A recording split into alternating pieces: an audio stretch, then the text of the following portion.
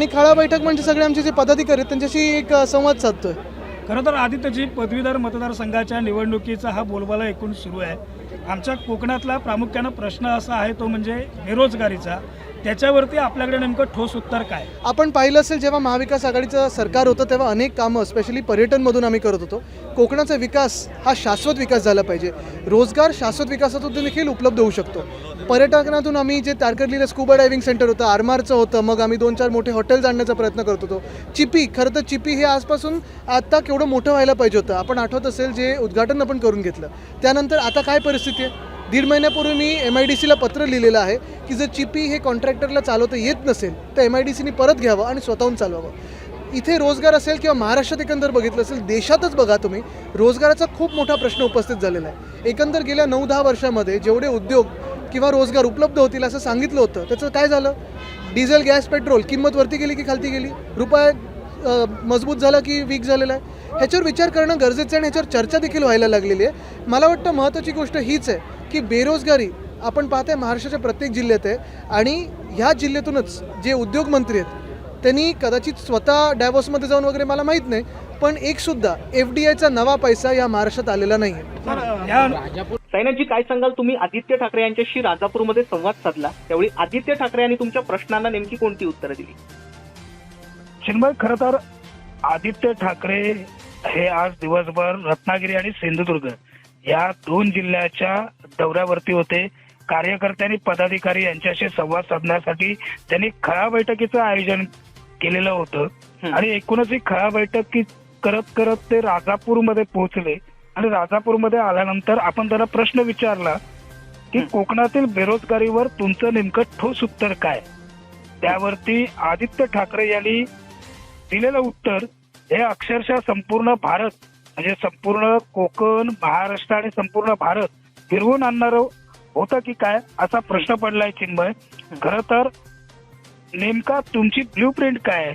तुम्ही इकडच्या तरुणांच्या हाताला रोजगार कशा पद्धतीनं देणार आहात याबाबतचं उत्तर त्यांच्याकडनं अपेक्षित होतं.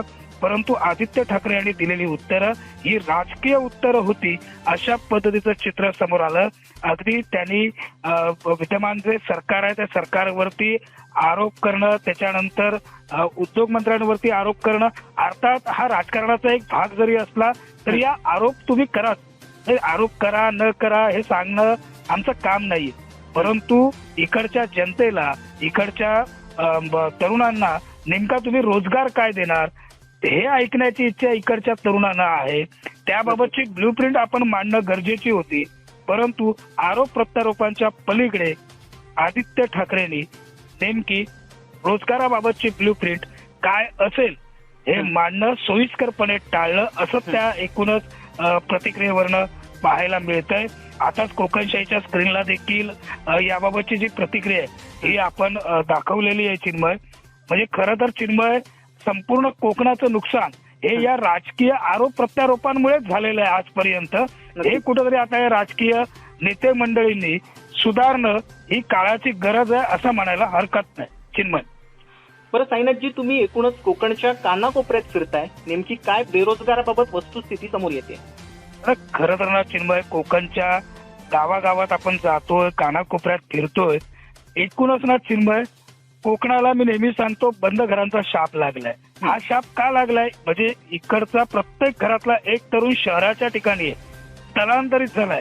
इकडनं तरुण स्थलांतरित झाल्यामुळे गावाकडची शहरं, गावं ही ओस पडत चाललेत की काय असा प्रश्न निर्माण होतोय. आपण जर प्राथमिक, माध्यमिक शाळांची पटसंख्या पाहिली तर ही पटसंख्या वेगानं कमी होते. बरं, एकूणच हा संपूर्ण अभ्यास करत असताना किंवा दौरा चिन्मय गावागावांमध्ये पोहोचत असताना पोहोचल्यानंतर एक गोष्ट प्रामुख्यानं समोर येते. जन्मदर काही घटला नाही आणि कोकणातला मृत्यूदर काही वाढलेला नाही. परंतु इकडच्या शाळा मात्र ओस पडतायत. याचं प्रमुख कारण म्हणजे कोकणातून शहरांच्या ठिकाणी प्रामुख्यानं मुंबईमध्ये होत असलेलं स्थलांतर आहे.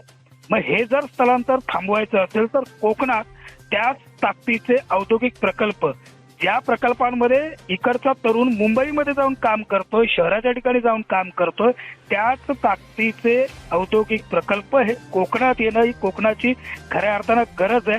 तेव्हाच खऱ्या अर्थानं कोकण हे कुठेतरी गजबजलेलं दिसेल अन्यथा फक्त दसरा, दिवाळी आणि इतर सणांपुरताच गणेशोत्सव असेल या सणांपुरताच या कोकणातील बंद दारांची कुलप उघडली जातील.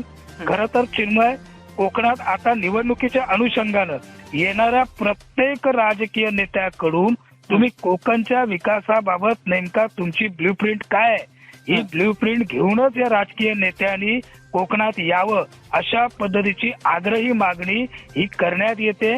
इकडच्या तरुणांना कुठलाही राजकीय म्हणजे ते कुठल्याही पक्षाचे असो, कुठल्याही राजकीय नेत्याकडनं राजकीय उत्तर अपेक्षित नाहीये. तुम्ही नेमकं करणार काय? जर तुम्हाला संधी पुन्हा एकदा इकडच्या कोकणी जनतेनं दिली तर तुम्ही नेमकं करणार काय कोकणी जनतेसाठी? इकडच्या तरुणांच्या हाताला रोजगार नेमका काय देणार हे सांगणं ही खऱ्या अर्थानं काळाची गरज आहे. आणि खरं तर चिन्मय, हेच चित्र इथून पुढील काळात कोकणशाहीच्या माध्यमातून देखील वारंवारपणे आपण मांडत राहणार आहोत. चिन्मय, धन्यवाद सायनाथजी आपण दिलेल्या माहितीबद्दल.